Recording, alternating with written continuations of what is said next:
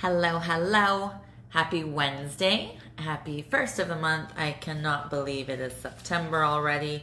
That's a little bit crazy to be honest. And it's not the first September of COVID. It's our second September, unfortunately. Hope you guys are all super excited for the long weekend. And the kiddos are excited to see their friends again. And whatever you're up to this long weekend, I hope you have an amazing time. Thank you for those who popped into our $2,500 giveaway this morning. Was lots of fun to surprise Nikki. Her husband was not home, and they actually both have been nominated, but Nikki was very happy and shocked that we showed up, so that was great. Hi, Scotty, how are you? So I'm going to do our normal, which is question and answer from you guys, as well as real estate updates, as well as happy news. So if you have any questions, feel free to write it in the chat. If not, I will just answer some that have come in throughout the week. Happy live. It's gorgeous out. I'm excited. Okay, so first question comes from Connor in Innisfil. So Connor in Innisfil says, I was wondering if there's any rules with Airbnb of how much or how little you can rent them. I'm asking because I'm thinking of going to Whistler. Can I just rent my place for 2 weeks and never do it again, or is that not a thing? Thank you, Connor, for asking. You absolutely can rent it just for 2 weeks. So for example, some places they say you can only rent it, like some cities have rules and they say you can only rent it, 75% of the year. And other ones say you have to live there 10 months of the year and you can only rent it 2 months, etc. Say a certain condo or something like that. But Airbnb doesn't have any rules like that. So if you just want to rent it for the 2 weeks while you go to Whistler, that is absolutely okay. And then say you go away for Christmas to your parents for 2 days and you want to rent it out, you can do that. So you're not set like I have to do 90% of the year rental. I know somebody that literally just does it on their anniversary and then on the long weekend before school starts, and the rest of the year they don't rent an Airbnb, and that is totally cool. So you are allowed to do that if you like. There's no rules about that, but thank you for asking. So the first thing was a man in Scotland. And basically he was not a man before. He was a boy, and his dad wasn't in the picture. His stepdad had gone to jail at 12. And he basically saw his stepdad struggle after he had gotten out of jail, and basically always had that stereotype about him and so forth. And it was hard for him to get a job. So this young boy then went off and went to university, or they call it college there in Scotland, I think Glasgow or somewhere. And so anyways, he goes off to university, but then he feels like a bit of a traitor. He doesn't feel like he fits the whole mold of that. So he decides, I'm going to go take some time off and tour around UK and raise money for a charity. And as he was doing that, he had the idea to start a bakery. So this bakery is called Freedom Bakery, and it only employs people that are ex-convicts, as well as it only teaches people. So it doesn't teach the public how to be bakers. It only teaches convicts how to be bakers. And now they're the number one contracted out, or whatever you want to call it, to restaurants in the UK. So they do like dinner rolls and they do desserts and so forth. And so I just thought that was cool, because he says everybody deserves a second chance. And after seeing his stepdad struggle so much, he wanted to help out that way. So I liked that.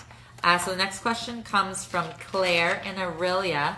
So Claire in Aurelia says, I'm thinking of selling my condo and buying a home I can live in and rent out. What are the rules in room rentals compared to a 1-bedroom or 2-bedroom apartment, and how do they differ? Thank you, Claire, for asking. So basically, if you share something with them, so you share the living room, you share the kitchen, the dining room, etc., bathrooms, then it counts as like you're like a rooming house. Do you know what I mean? So they're just renting a room essentially, even if they actually have a room, a living room, and a bathroom, but you share the kitchen, it still counts as like room rentals.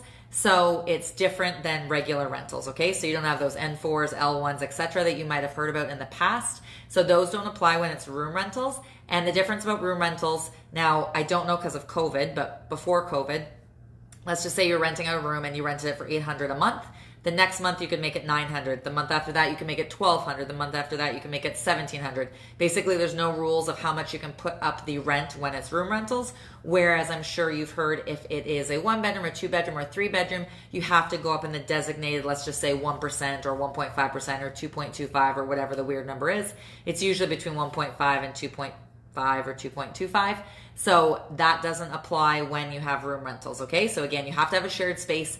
It cannot be a shared hallway that then goes to 2 locked doors that have 2 completely separate units. That does not count as a shared space, nor does a laundry room count as a shared space. It has to be like a livable space where you're sitting down or you're standing, or not standing because you stand in the hallway, but you know what I mean. You actually have to be using the space, okay? So that's that. So if it's separate, locked door, etc., that's when all those other things apply, you know, the N4, L1, etc. You can only go up this certain amount. If they miss rent, you have to give them certain forms and so forth. And if you want to evict them because you sell the property and then a new owner wants to come in, then they have to be given 60 days from the first of a month, whereas a room rental does not need that, okay? Thank you for asking, though. So what is next? Okay, so there was a 14-year-old just outside of Manchester, and she was walking her dog early in the morning, a Rottweiler, and she was literally only like a minute from her home, and she smelled smoke. So she started to look around, and she eventually saw black smoke coming out of the second story of a building that had like commercial properties downstairs. So she ran home, told her dad. They called 999, which I'm assuming is their 911, and they ended up bringing ladders back. When they got back, there was people now at the windows, which there wasn't before. One of them like exploded while they were there. And so they leaned these ladders against the building. Again, it only went to the second story. It was only a second story, I should say, building. And people were able to climb out before the firefighters even got there. So all just because a 14-year-old and her Rottweiler went for a walk in the morning. So I thought that was cute that a bunch of people were saved.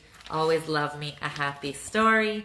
So next question comes from Angie and Barry. So Angie and Barry said, I know people always talk about things you should do to your home, but is there a similar list for things that you shouldn't do? Thank you, Angie, for asking.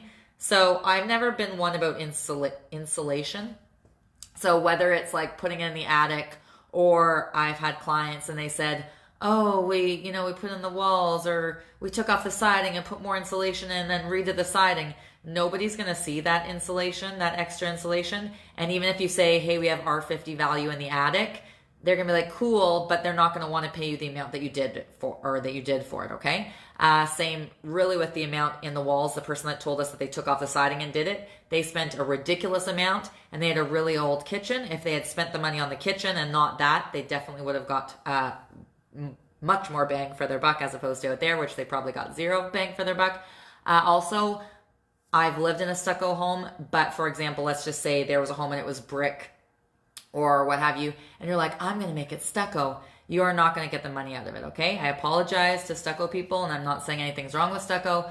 If it's stucco, fine, but do not change it from brick to stucco thinking that you're going to get so much money, because you're not, and stucco is actually really expensive, okay? And then let's just say, for example, you want to flip a house or just sell it or what have you. Say it's like a medium floor and you want to make it dark or you want to make it light. If there's nothing officially wrong with that floor, it's not like shag carpet, it's not this, that, the other, and it's just your own preference, I wouldn't do it. You're not going to get the money out of it. If it's just for you and you're like, hey, I'm going to live here 12 years and that's what I want, then all the power to you, and I have done that as well. But if you're just doing it strictly to sell, I wouldn't do that, okay? But thank you for asking. Okay. I think I have one more thing before real estate updates. I do is, so in 2016 in Brussels, I've basically just been going from memory on here, but in 2016 in Brussels at the airport, there was a terrorist attack and a bomb went off. 32 people died and 300 plus people were injured. And one of them was a 17-year-old, and she was only 12 feet away from the bomb. And there was only 2 people within 30 feet from the bomb that lived, and she was one of them. So she was 17. She was on a spring break trip. She was just sitting on her phone at the airport when it went off. And anyways, both of her legs were amputated and so forth. She spent 4 months in ICU. And her mom thought like, oh, I'll bring her dog and it'll cheer her up. But the dog didn't recognize her, which made her more sad. And then her mom somehow was able to bring her horse to the parking lot, because this girl had ridden horses since she was 3. So she went outside in her wheelchair, and the horse like put its head down and like put it on her chest and stayed there for like 2 hours. So she decided that she didn't want to be depressed anymore, and she had a reason to live, and she really bonded with her horse. So she ended up doing physio and rehab and so forth, and ended up getting her muscle back and so forth. And she is competing in the Paralympics in Tokyo, so riding her horse. I don't know if it's that horse or a different horse. But anyways, she said that she has a new lease on life, and she just happened to be in the wrong place at the wrong time, but she's not going to let it ruin the rest of her life. So I loved that. Okay, so now I'm going to do real estate. Okay? All right. Okay, so there's often a struggle in real estate in this market between first-time buyers and renters. And the reason that is because a lot of first-time buyers are buying homes that renters tend to live in, okay? So an investor might have owned it for, say, 15 years, and they're like, I'm going to cash out on this crazy market. And then the first-time buyer comes in, and then they're like, well, we need to live here because we're not investors. So they give notice to the tenants, and then the tenants are upset because they've usually been living there a long time. They often have lower than average rents on it, and they are given just 60 days from the first of a month. Sometimes they're given first and last months to leave, but they don't have to be given that. And often if they're paying low rents, then that often doesn't do much for them anyways, you know, in the long haul either. So they are usually quite angry with each other. So that has been an issue a lot of people have been experiencing. And so we have somebody that that's happened to, and she's like, what really can I do? And so she's like, do I stay at my parents' house if it doesn't go through? Do I stay at a hotel? Do they have to leave, etc.? But I will talk about that later, okay? So blind bidding. So basically when a home is listed, let's just say for $600,000. So say it's listed for $600,000 and offers are on Monday. If you were to offer on that property, you would know, oh, there's 5 offers, but you wouldn't know is one 600, is one 625, is one 650, and so forth. You would just know there's 5 offers, okay? So blind bidding means just exactly that. You don't know what people are doing. It's not an auction that you're buying the Mona Lisa and you hear people how much with their little whatever number card saying how much they want to pay. So blind bidding is when you don't know how much they want to pay, okay? So with the upcoming election, I spoke last week and the week before about that a lot of them are touching on real estate and what's going on. Actually, not a lot, they all are. So basically, I just wanted to recap on that because some of them have added in about blind bidding being taken away. So the Liberals are saying, and I'll go over what I said last week, just in case you didn't watch last week. So they're saying that they're going to build 1.4 million homes in the next 3 years. They said that they're going to have $1 billion in projects, so towards rent to own, so it'll help people out. And they said they want to have 2 years where foreign buyers cannot buy homes, and they also want to ban the blind bidding. So it would mean that you could hear what people are saying, okay? There was one live thing, and Justin Trudeau was talking, and a lady was yelling in the background. You couldn't see the lady, but you could definitely hear her. And she's like, why didn't you do that the past 6 years? Because real estate has exploded the past 6 years. So she was just saying, oh, sure, you know, you're saying you're going to do all these things, but yet in the last 6 years, you didn't do anything in relation to real estate. Then NDP did not say anything about blind bidding. So they would just keep it, I'm assuming, because they haven't touched on it. And they have been more realistic with the amount of homes that they said they're going to build. They say they're going to build 500,000 homes, and they're saying it's going to take them 10 years to do it. And they're also saying that they're going to build affordable homes. So not just homes in general, but affordable homes. And then the 15% tax for foreign buyers, they want to up to 20%, which is what BC has as well. So, or Vancouver or what have you. So they're saying that foreign buyers can still buy here, but they will have a higher tax. So that is that. And then the Conservatives are saying that they're going to build 1 million homes in 3 years. And they're saying that they're also going to ban the foreign buyers from buying for 2 years. And they want to remove the stress test. So that's that one that starting June 1st. It didn't just start in June 1st, but it went up in June 1st to 5.25. It used to be 4.79. Now it's 5.25 that people have to get pre-qualified, whether they put less than 20% or more than 20%. So they want to take that off completely. And they also want to encourage 7 to 10 year mortgages. I didn't really see why they said they want to do that, but anyways, that's something they want to do. And so the public has basically been speaking up about blind bidding wars. So as a seller, it's obviously beneficial. As a buyer, it's super frustrating. So as a seller, people are upset saying, well, my neighbor got to sell 6 months ago and they got to have the blind bidding, so we want the blind bidding because they kind of know if people will hear prices, they might not go as high. So the sellers are upset and they do not want the blind bidding to go away. And also getting having the blind bidding removed doesn't remove the issue that there's still no inventory. So if you take the blind bidding away, still does not mean that a millennial can buy a $1.35 million townhome in Toronto. Regardless if they hear people's prices or not, they still can't do that, okay? So most people are saying it's just a Band-Aid and it's just for them to get votes, because in reality that does nothing.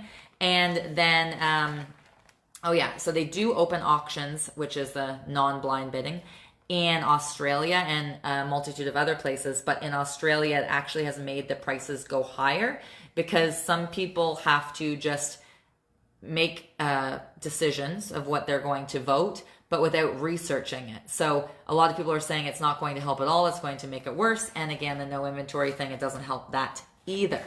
So just as a recap, if you don't normally watch, so we have super low interest rates, we have no inventory, and we've actually had people save more money since the pandemic than before the pandemic, which hence means more people can buy. And because we don't have that inventory, then that just skyrockets the prices. Okay. What else was I going to say? So predominantly, we obviously know that the sellers are happy because they're getting a lot of moolah for their homes.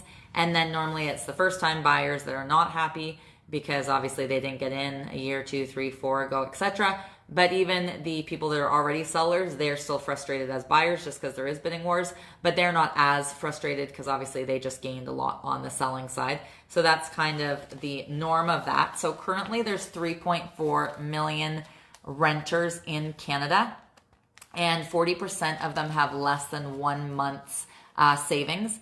And so it's basically said the amount that real estate has gone up since the pandemic has really separated the gap between those that own and those that rent, and making it harder and harder for those that rent to ever own. And there hasn't been a recent survey, but there was one in 2017, and it showed that 43% of first-time buyers did have some help from a family member. And then that was just first-time buyers in general. But then there was another survey in 2019, and it showed that 90% of parents aged 18 to 35 financially help their children in some way. So not necessarily to buy a home, but maybe they pay their utilities or they pay their this or that or whatever. And then when they looked at just 30 to 35-year-olds, so the top part of that, there was 50%, it was like 50.8% or whatever, were still helping and paying for some amount of their kids. So basically, they're saying a lot of people to get into the market need the bank of mom and dad or the bank of grandma and grandpa to help get their foot in the door, whether it's to co-sign for them or to give them some money or both. So that tends to be the normal.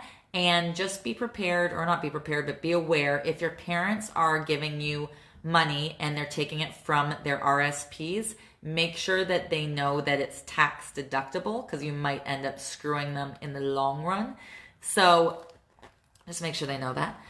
So 60%, just a little over 60, I like average numbers better, but a little over 60% of people over 55 don't have money saved for long-term care to go into a nursing home or whatever. So you might be like, well, this sucks, I can't buy a house. But if your parents give you their RSPs and there's already, just a little over 60% of over 55-year-olds that have no money themselves for a nursing home, etc., then that sucks for them too, that they're emptying their, savings and so forth to pay for you.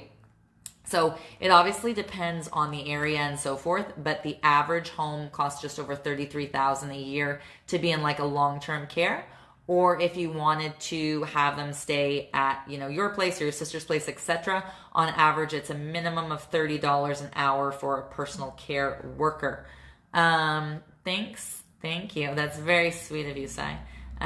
It's still my leftover big bun from the giveaway this morning, which actually I have to duck to get in my car because when I got in today, I kind of knocked myself sideways. Okay, so yes, so don't screw your parents. I know you want them to help you in the bank of mom and dad, but just be cautious that they might not have enough money to help you, okay?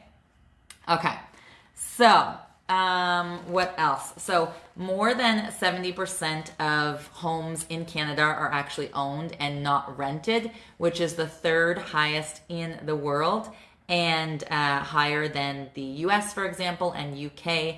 The only people that are beating us that own more homes is Ireland and Norway. And the people that are the worst are that don't own homes very much is Germany, Austria, and Denmark. So they're the bottom three of people that own, that mostly people rent. And so I jump all over the place in these things, so just disregard. So let's just say you got a handwritten note in the mail and it says like, hey, I have a buyer for your house, or don't do anything, or blah, blah, blah. Just be like, keep in mind that they might have a buyer for your house, whatever. One, it's not a handwritten note, it's just made to look that way. But two, it's just a general marketing scheme, so they're farming your area. It's not specific like, oh, your house is so amazing. Might be amazing, I'm just saying.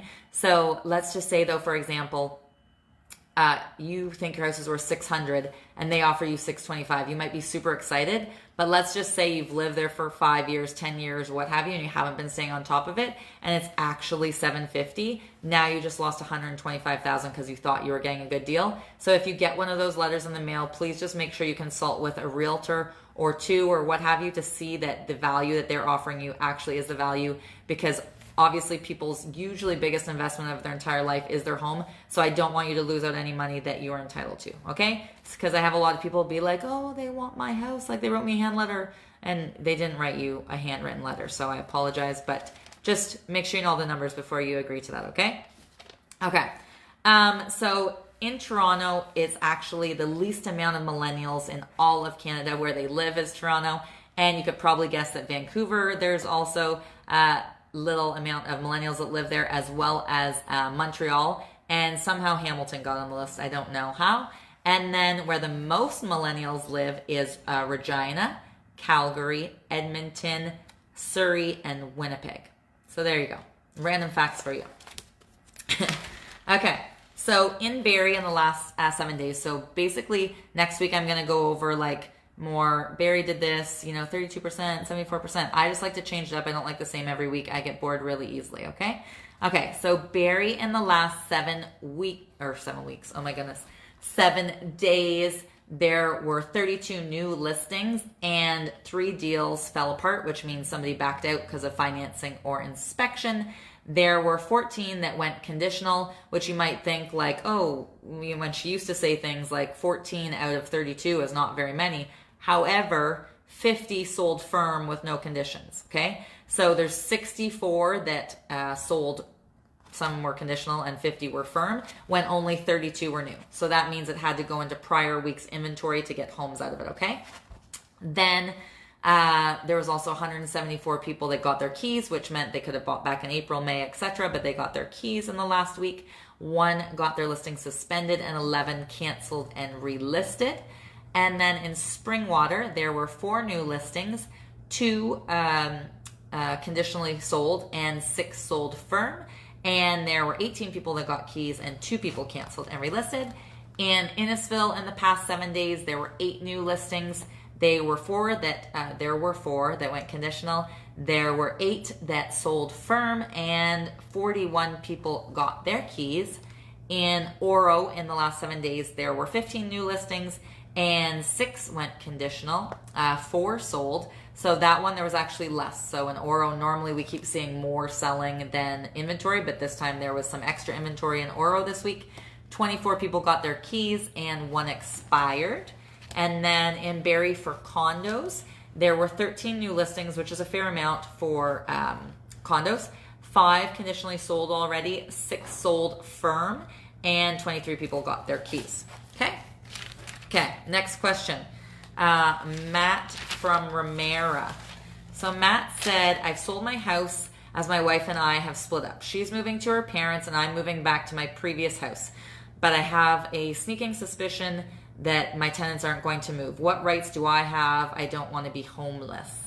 Thank you, Matt, for asking. I'm assuming you've already given them an N12, right? I don't know. I'm assuming that you have. So an N12 is from the first of the month. I know a lot of people think it's just 60 days. So let's just say, today's the first, but let's just say you give the N12 tomorrow.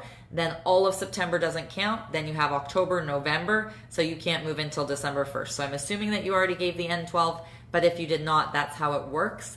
The problem is if they don't leave on the 1st of December, for example, in that scenario, then you have to take them to court, which is delayed because of COVID. So you may need to find another place to live for a while, or hope that your closing date is really long on your place. Maybe couch surf a little bit, but that is my answer. Most tenants will agree to be bought out.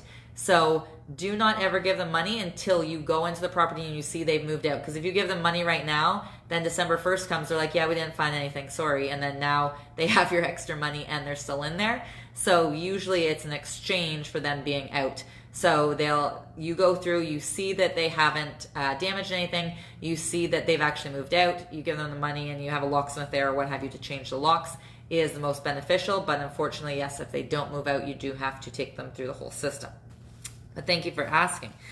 Okay, so pit bulls normally have a bit of a bad rep and they are harder to get adopted, especially when they're older. So there was one named, I want to say Sally. Yeah, Sally Sue.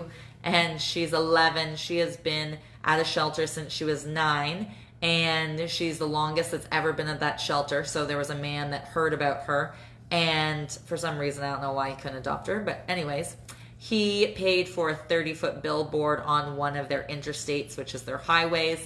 And it basically just said, like, had a picture of her with the little bow tie. It said, hi, my name's Sally Sue. Would you like to adopt me? With like the website, which I thought was cute. And I have a thing for pit bulls. But anyways, I thought it was cute.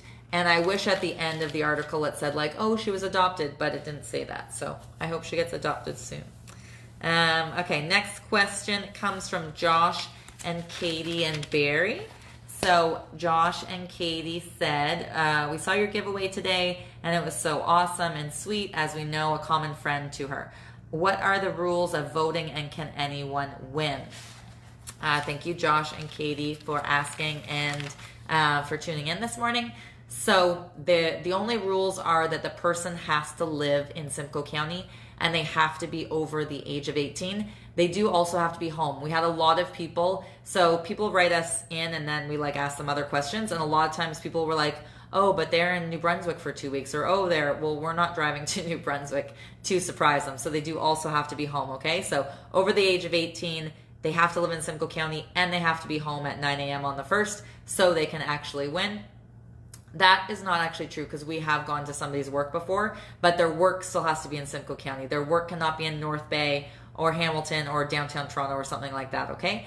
And it could be anybody. It doesn't have to be anybody from Ontario. It could be you nominate from BC as long as the person lives in Ontario.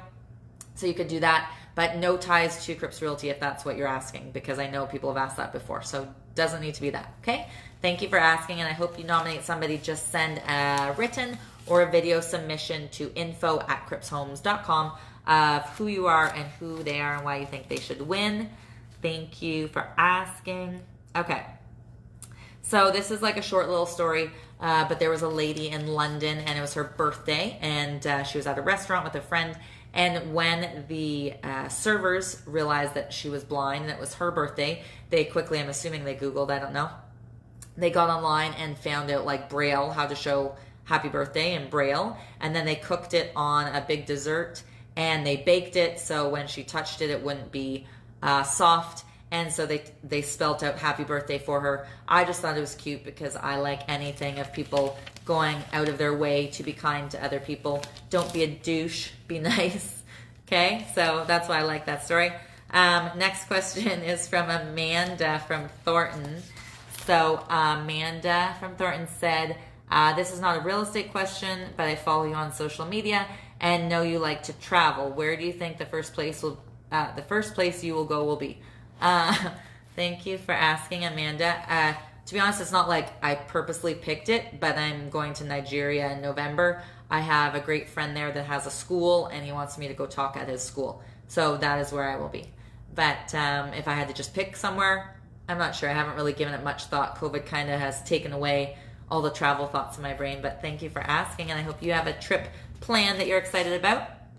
Okay, So there was an 81-year-old man, and he basically lived on a small little parcel of 73 acres. So he didn't own the 73 acres, but the previous owner had let him stay. And then when the new owner came, they're like, no, absolutely not. He had an A-frame house there on the river. He had chickens, etc. And so they took him to court. When they took him to court, he came home that day and his house was burnt down.